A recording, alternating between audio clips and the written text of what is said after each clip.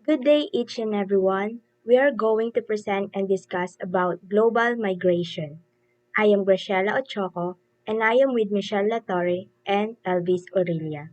Now let's define global migration. So global migration is a situation or movement of a person or a group of people from one place to another with the purpose of relocating the residents permanently or temporarily.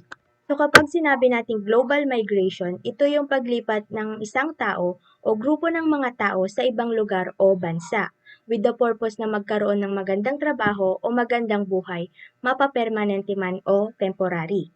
Usually, yung mga migrante na ito ay galing sa mga developing countries katulad ng Pilipinas na nagtutungo sa ibang bansa at itong mga bansa naman na ito ay mga developed countries na mayroong magagandang opportunity sa trabaho at may stable na ekonomiya katulad na lamang ng Europe, US, Canada at iba pa. Now let's talk about the types of global migration. There are two basic types of global migration, the internal migration and the external or international migration. So when we talk about internal migration, it is the movement from one place to another within a country. So ito yung paglipat ng mga tao within the boundary of a state. Like for example, kapag nakatira ka sa isang probinsya, then lilipat ka sa syudad. Yan ay tinatawag na internal migration. For example, sa China, ito yung tinatawag nilang rural to urban migration, kung saan yung mga taong nakatira sa rural areas like provinces ay pumupunta sa urban areas like sa mga cities. Usually, yung mga taong ito ay may desire na manirahan sa ibang lugar with familiar culture, yung may pagkakatulad sila sa kinagisnan nilang kultura. And also, ang kanilang reason din ay maghanap ng mga opportunities na mostly ay makikita sa mga syudad. China kasi in history, they are in agrarian society. Pagsasaka ang kanilang ikinabubuhay. But as time passes by, marami na ring mga factories and other establishments ang na ipatayo or kalat na sa China. Then, so dahil na din sa kagustuhan ng mga tao sa pagbabago, they grab the opportunity na mag-migrate or lumipat sa mga cities. On the other hand, external or international migration is the movement towards other country or state. So from the word itself, external or international, it means the outside of a native country or sa ibang bansa. So kapag sinabi natin external or international migration, ito yung paglipat ng mga tao sa ibang bansa kung saan nag-iiba sila ng residency permanently or temporarily. Nagiging migrants sila or immigrants because of some certain reasons. It's because of their work or job sa ibang bansa or living permanently sa ibang bansa because of family. So there are also other terms na ginagamit when we talk about global migration. These are the immigration and emigration. I think you are all familiar with these two. So kapag sinabi natin immigration, it is an act of entering or coming into a new or non-native land. So it is an international movement ng isang tao or grupo ng mga tao to another destination country to settle as permanent residents doon. While emigration naman, it is an act of leaving one's native land or resident country to settle as permanent residents din. So, in simple words, kapag sinabi nating immigration, ito yung pagpasok ng isang tao sa isang bansa. So, nagiging immigrant ang isang tao. While emigration naman, ito yung paglabas ng isang tao galing sa isang bansa. So, emigrants naman ang tawag sa tao. Okay? Just remember the words kapag immigration, entering, and emigration naman is leaving.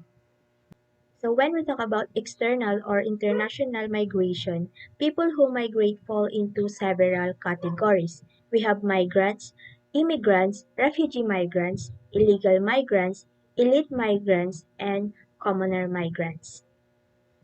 First, we have migrants. It refers to the people who stay in another country for a fixed period or temporarily.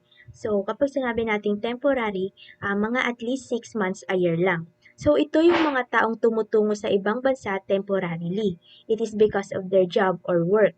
Best example natin dito is ang ating mga minamahal na OFWs. Sila yung mga migrant workers kung saan nag-i-stay lang sila in other country temporarily because of their job or work. Next naman ay immigrants. It referred to those people who move permanently to another country. So sila naman yung mga taong pumupunta sa ibang bansa to live there permanently. It is because of high quality of living or because of their family din. Kung saan may mga family sila sa ibang bansa o who also live there permanently. Okay, nahuhugot yung ibang family members from their native country to a new one. So, makikita natin ang kaibahan ng migrant and immigrant. Kapag sinabi nating migrant, temporary lang, and immigrant naman is permanently. Next is refugee migrants or yung mga refugees or minsan tinatawag itong forced migrants. So, it refers to those people who get migrated due to ethnopolitical conflicts such as war, persecution, or violence, as well as environmental disaster. For example, sa Syrian crisis, kung saan yung mga tao they are forced to migrate to other country because of political instability or conflict doon. Next naman is illegal migrants or ito yung mga irregular migrants. It refers to the people who lives or works in another country when they do not have the legal right to do that. So ito yung mga taong naninirahan or nagtatrabaho sa ibang bansa na walang legal na permission sa mismong bansa. For example, ito yung mga taong nag-expired or na-cancel na yung kanilang visa. Next naman ay elite migrants. It refers to those people who are from political ruling class, including high-skilled professionals. So ito yung mga migrante na may high levels of wealth, social status, and political influence, where they can migrate easily. For example, politicians, high-skilled professionals like surgeons, architects, lawyers, etc. Also included ang mga artists like musicians, actors, and writers, and also included ang mga sportsmen and sportswomen. And lastly, we have also the commoner immigrants. So it refers to those people who migrate to seek better economic opportunities and livelihoods, including unskilled migrants and labor migrants. Ito yung mga common immigrants natin, just the same sa ating immigrants kanina, who migrate because of opportunities and livelihoods doon sa ibang bansa. Okay? Mapa-unskilled migrants ka man or skilled or labor migrants ka. Benefit of migration of contemporary works. According to a study conducted in 2009, we believe that ratio of wage earning by workers in the United States to give earning by identical workers with the same country of birth years, of school age and sex, and rural urban residents abroad range from 15.45 for workers born in Yemen to 1.99 workers born in the Mexican Republic with media ratio of 4.11. Word of migration repeat 2018. The increase in earning can be proved to be very beneficial in welfare to development countries and also the human development of married families. According to recent report by World Bank, makers of poorest countries on average experience to 15 years old increase the income and doubling of school enrollment rates and 16-fold reduction in child mortality after moving to developed country World Bank in 2016. To necessitate milligram and supposed to be more risks in taking the disability can contribute on multiple levels for discrimination country in areas such technological development, science, art, and same other fields in those not being changed national income but have pregnant result to labor supply of sectors that are suffering from labor shortage.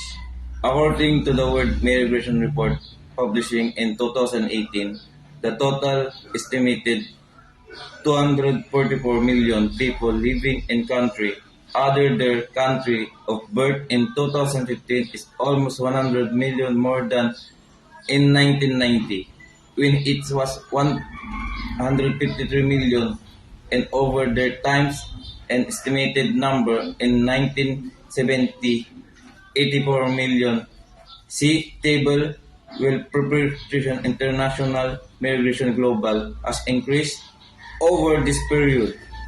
It is evident that vast majority of people continue to leave the country which we were most international migrants in 2015. Around 72% were worker aged 20 to 64 years old age, with slight decrease in migration age list between 2000 and 2015. 70% to 15% in constant share.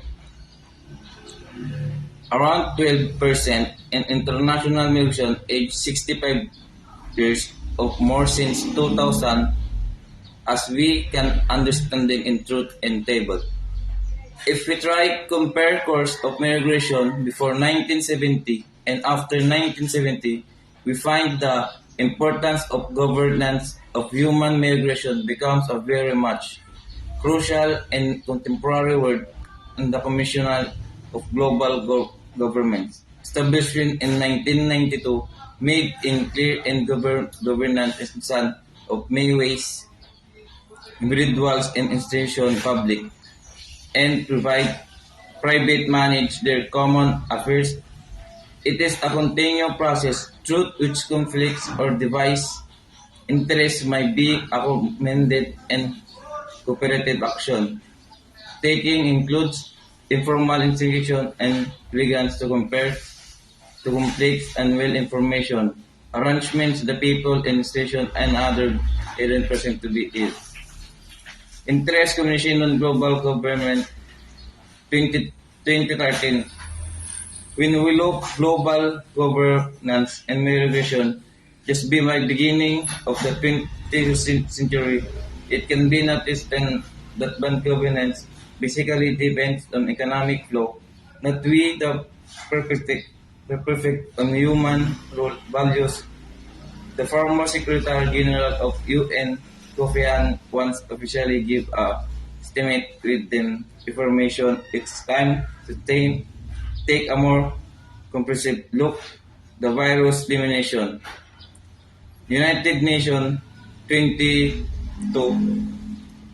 We can notice continuous shift in the direction establishing comprehensive rules and migration with the agenda in global government migration, along with nation states, and needs the time to focus in environmental cooperation. But the lack in such environmental cooperation does not mean in this is no.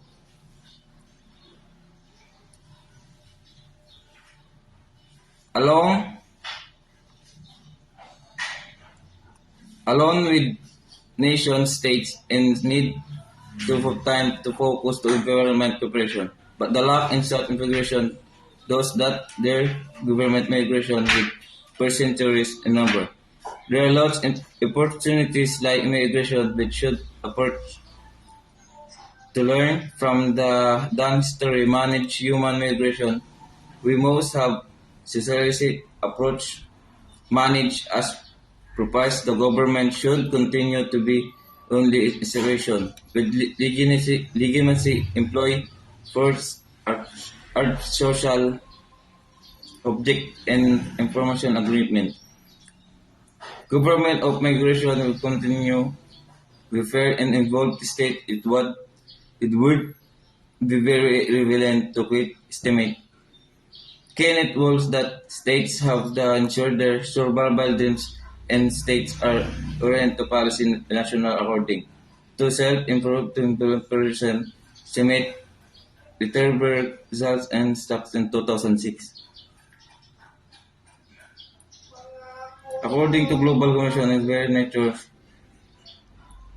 to the divine include cooperation, share responsibility. Yet the reality is that most states and willing comment fully and prevalent of international cooperation in area of international migration, global communication, Global Commission on International Migration 2005, 60, when the growth in global population, demand of job has been increased day and international level and migration. And the water dream job understand and just escape livelihood and contemporary time will become like a dream for job seeking youth and developing countries in India, Pakistan, China, Bangladesh and the better opportunities in the life. But the same time can also create brain drain problem that should consider when analyze migration contemporary. The migration intends and exchange ideas in the basic of culture, arts, religions, and able person both in the north and with different version toward extent purpose and survival of to find occupation of children. Yan lang po, ma'am. These are the positive effects of migration. Potential entrepreneurs. The pension gap can be filled by the contribution of new young workers. Migrants fill important niches both in fast-growing and declining sectors of the economy. Job vacancies and better skilled workers. Contact with new cultures and expansion of knowledge. People start thinking broadly and their narrow views changes. Migration leads to the redistribution of the population within a country. The remittance payments sent by migrants to their homes help in the growth of the economy of the region. And migrants also contribute to the technological processes. Good day everyone, my name is Michelle Elatore and I will be discussing the challenges of migration. Challenges of migration from the word itself, ito yung mga hinaharap ng mga migrant sa kanilang mga pinupuntahan o napupuntahan na bansa. Masasabi natin na naka-apekto sa kanila. Sinabi naman natin na migrant, sila yung mga taong nag-move across an international border or within the state away from his or her habitual place of residence regardless of the person's legal status. Sa madaling sabi, sila yung mga taong umalis ng sarili nilang bansa in order to find work or better living. Ang brain drain ay isa siyang slang term na nagsasaad ng paglipat ng isang tao sa isang country. We just say dahil na rin sa brain drain is pwede itong mag-result ng problem sa loob ng isang bansa. Through the way na marami ang mga gustong lumipat or umalis ng bansa nila to serve others to grab such opportunities in terms of their professions. Masasabi natin na mas gusto ng ibang tao na umalis dahil may desire sila na baka kapag lumipat sila ng ibang bansa ay mas gaganda ang buhay nila like mataas ang sahod.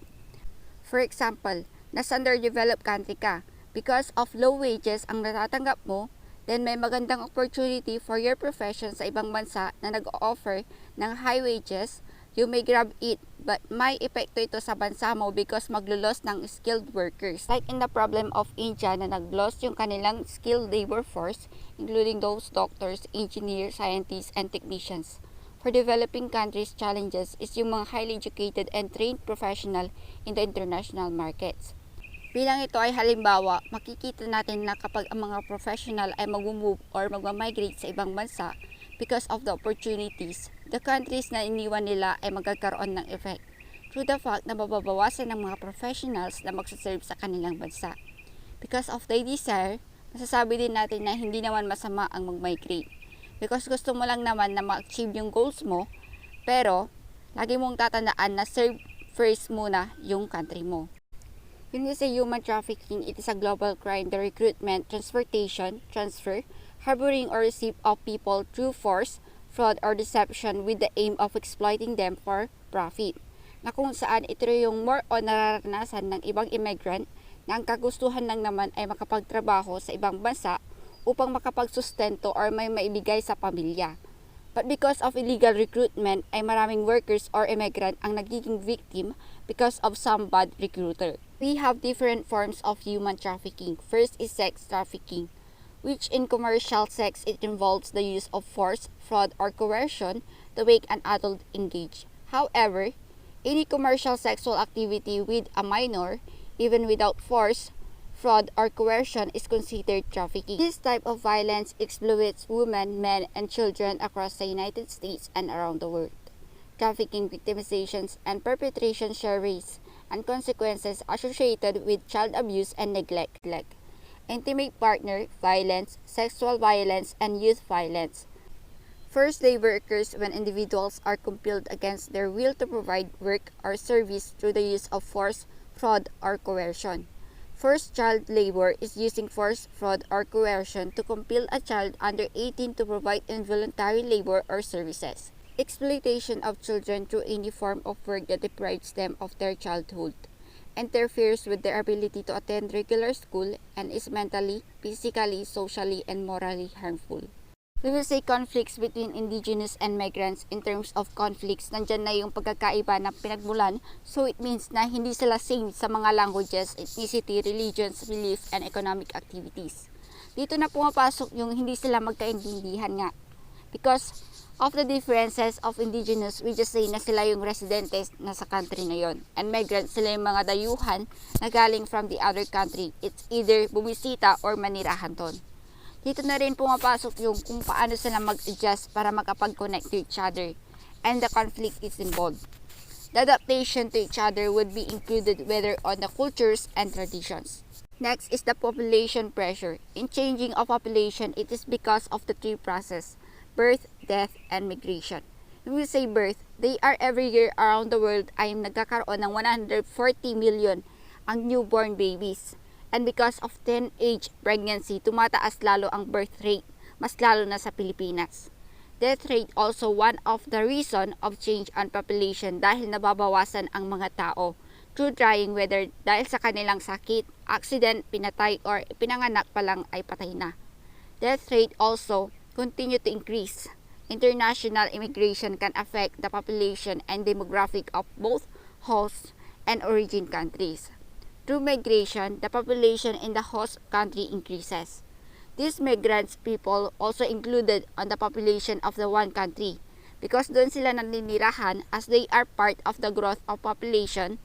They may also use the resources na may possibility na magkaroon ng shortage. Lastly will be the human rights of migrants. Migration is controversial topic in the 21st century. Dahil sa situation na nalalabag yung karapatan ng mga migrants bilang isang individual in terms of their human rights. The migrants has two suffering in their life in terms of rights such as being migrants and being workers. Many migrants were faces this kind of challenges like in the way of discrimination, whether through words or physical action. Sinasaktan ng amo, abusing, kawalan ng freedom, and else. In 1985, because of many voices na dinadaing ito around the world, the UN General Assembly adopted the Declaration of the Human Rights of Individuals who are not citizens of the countries in which they live. According to the declaration, it is the responsibility of the host states to protect undocumented migrants from physical assault and racism. According also to the international human rights law, this means that all migrants, regardless of their status, are entitled to the same international human rights as everyone else. As with all rights holders, states have an obligation to migrants to respect, protect, and fulfill their human rights. Tayo sa negative effects of migration. First is a depression may occur especially in lower paid jobs.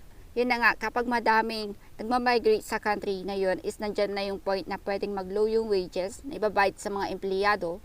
Sabihin na natin na magaling yung bagong na-employed na nanggaling or nag-migrate sa country na yun. So, syempre, as a appreciation, assume natin na nagtatrabaho siya sa isang company na pwedeng madagdagan yung sahod niya. Pero, yung mga old wages or workers naman is mababawasan or mag-stay pa rin yung na-earn nila na wage. Second will be the unemployment will be rise if there are unrestricted number of incomers. If hindi makontrol yung mga migrants na pumunta sa lugar na yun, syempre, dadami yung mga magiging unemployed kasi nga, kung tutuusin, hindi mapupunan ng isang lugar na mabigyan lahat ng trabaho ang mga tao, lalo pat continuous pa rin ang mga nagmamigrate sa isang lugar. We just say because of the opportunity. But in this place of many migrants people, yung unemployment or unemployed people will be continuing to increase. Because nga, hindi lahat ng isang places is mapupunan or mabibigyan ng trabaho ang mga tao. Number 3 is that having large population puts too much pressure on the natural resources, amenities, and services. Kapag large or overpopulated na ang isang place is hindi na maganda. Sabi nga nila, 'di ba, ang sobra ay nakakasama din. So dahil sa pagloban ng population ng isang place, alam na natin na hindi kaya nitong i-provide lahat yung pangangailangan ng mga tao na nasa lugar na yun. Hindi naman always ang natural resources natin, services and amenities is continuous to provide. May hangganan din ito kung naaabuso, as well as ang isang place ay hindi na kayang i-handle lahat.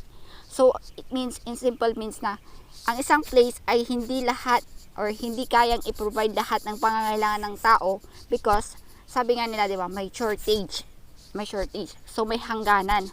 Next will be migration increase the slum areas in cities. Dahil na rin sa migration, mas lalong tumataas ang cases ng mga nakatira sa mga slum areas. We just say na nawawalan sila ng space na nakukuha ng mga migrants. Dahil sa pag-increase ng mga migrants is nakukulangan na ng mga lupa na mapagpapatayan ng mga tirahan. We just say na yung ibang migrants is may business or may balak na magpatayo ng business nila. So, binibili nila yung mga lupa na dapat ay pagtitirikan ng mga bahay. Number 5, there will be the cultural barriers. Siyempre, yung mga tao may iba't ibang paniniwala or belief, traditions and cultures. Because dahil na rin sa iba yung pinanggalingan nila. Magiging barrier din kasi pwedeng hindi ka maniwala or maniniwala ka sa mga sinasabi nila. Dahil nga, iba yung paniniwala mo sa kanila, pwede itong magkaroon ng conflict between of you because of this situation. 6 is imbalances in sex composition due to selective male or female migration. Number 7 is rural areas face shortage of skilled people because of most of skilled people migrate to urban areas. So kapag sinabi nating rural areas, ito yung mga provinces. Kapag urban areas naman, ito yung mga cities. So, kumukunti yung mga may experiences and magagaling na empleyado sa mga provinces. Kasi alam naman natin na mababa lang yung wages sa provinces kaysa sa mga cities. That is why ito yung rason or isang reason kung bakit mas gusto ng mga professionals or workers sa mga cities na mag-render ng services to earn such income or wage. Kung ikaw as a empleyado, syempre mas gugustuhin mo yung malaking sahod, di ba, kaysa sa mababa. Number 8, it creates social vacuum and sense of dejection among individuals. All for today. Thank you so much. Now let's talk about the various factors of migration. How does these factors affect or influence global migration? There are many different factors that are responsible to get people migrate, or ito yung mga factors that influencing global migration. These factors are characterized by push or pull factors. Dahil nabanggit na natin ang push and pull factors, now let's talk about these factors. So, when we talk about push-pull factors, these are factors why do people migrate. So, why do people migrate? Because there are factors who push and pull them to do so. Now, when we talk about push factors, okay, they push people away from their home. So, push factors are the threats to the lives of people. They are mostly the negative characteristics of a country that push people away. Tinawag nila itong push factors dahil nga tinutulak nila yung mga tao para lumuwas or lisanin ang kanilang kinagisnang bayan, okay, para umiwas sa mga negatibo o hindi magandang pangyayari, katulad ng mga panganib o mga iba pang factors na tumutulak talaga sa mga tao na mag-migrate.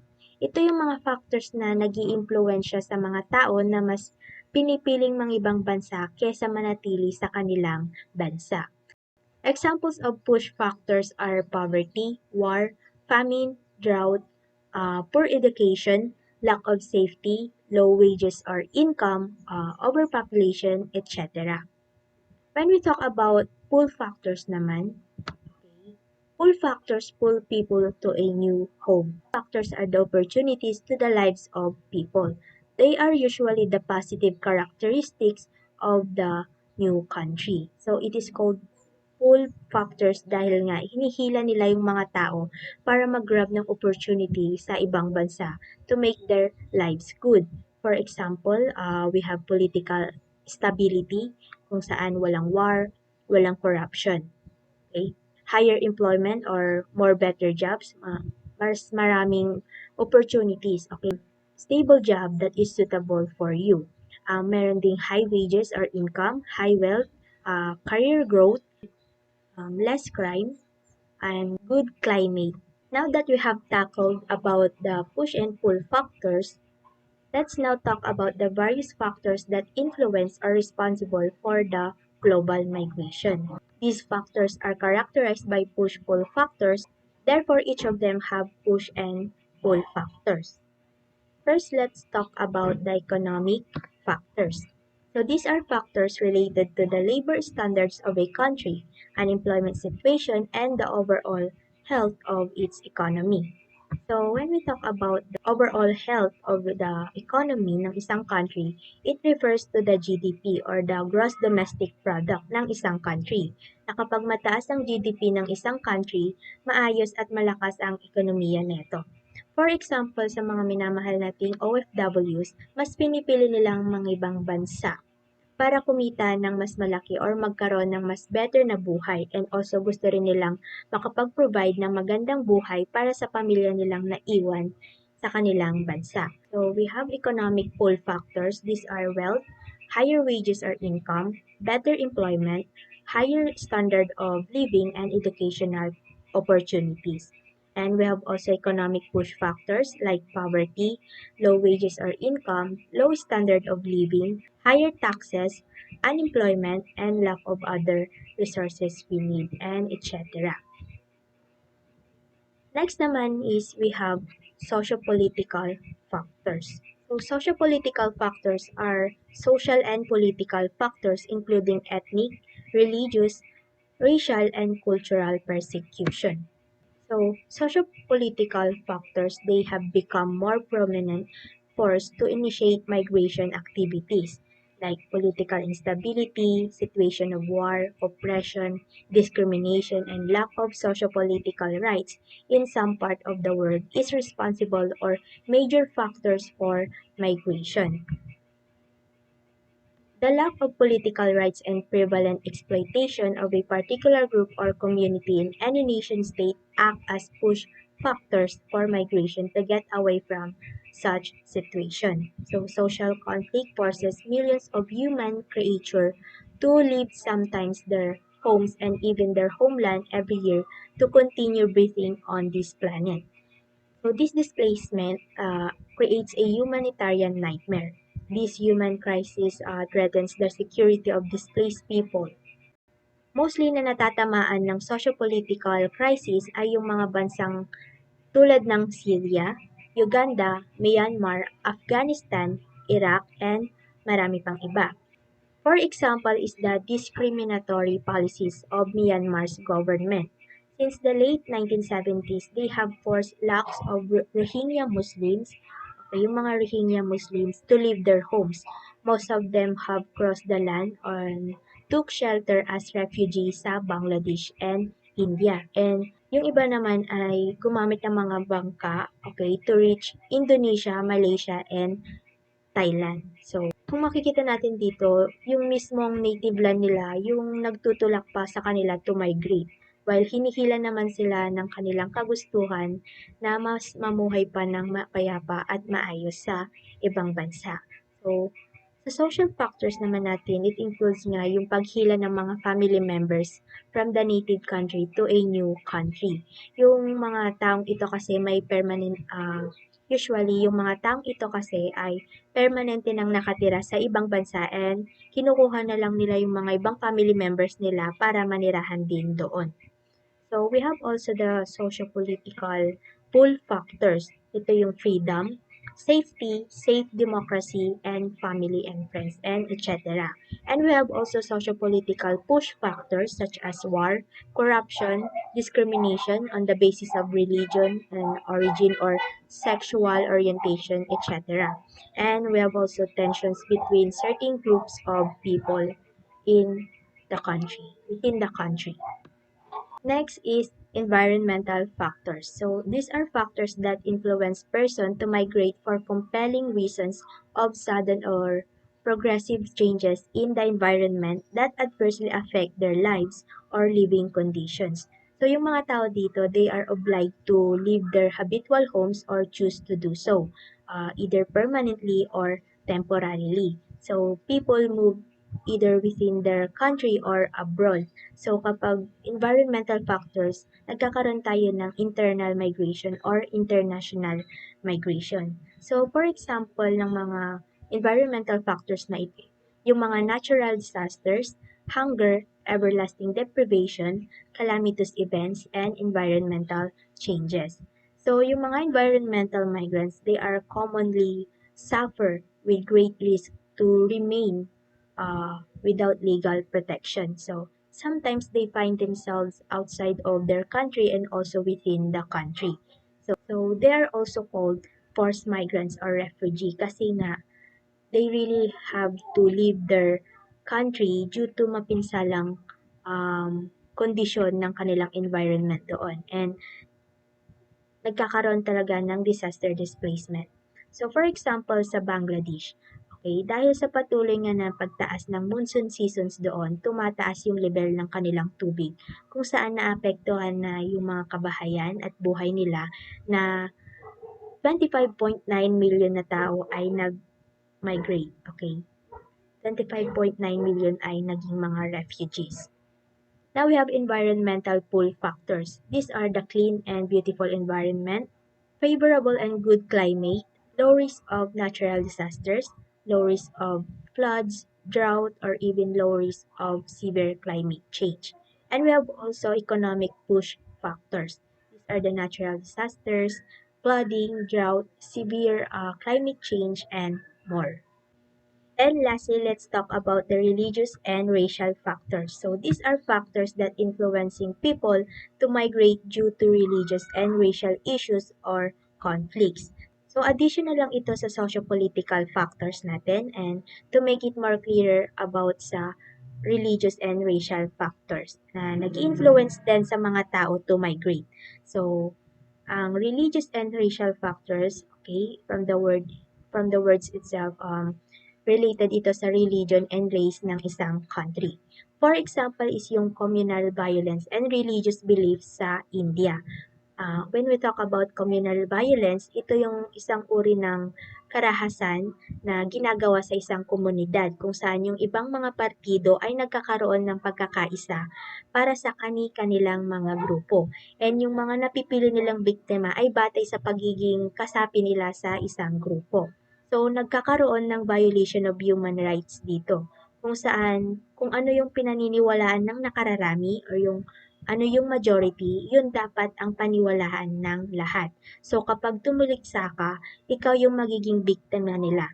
Okay? And usually, yung mga biktima ay ikinukulong or pinapatay. So, yung mga migrants din dito ay tinatawag na refugees or forced migrants, kung saan they are forced to migrate to another country para sa kanilang kaligtasan. So, same as the socio-political factors kung saan yung mismong native land nila yung nagtutulak sa kanila to migrate, and hinihila naman tong mga tao na to ng kanilang kagustuhan na mamuhay ng mapayapa, maayos at ligtas. So that's all for our discussion. Thank you for watching.